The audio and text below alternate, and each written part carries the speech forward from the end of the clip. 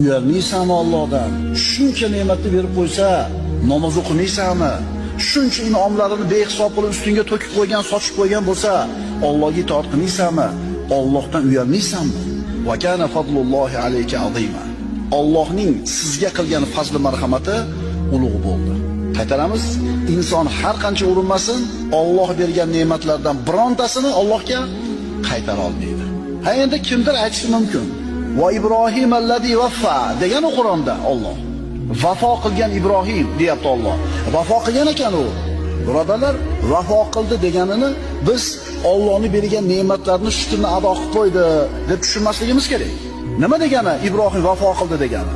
Bu degani Alloh Ibrohim alayhisalomni sinadi, yelkasiga taklifotlarni zimmasiga yukladi. Bu ulug' payg'ambar zimmasidagi hamma narsani ado qildi. O'zini itoat qilaman degan ahdiga vafo qildi, buyruqlarni bajardi.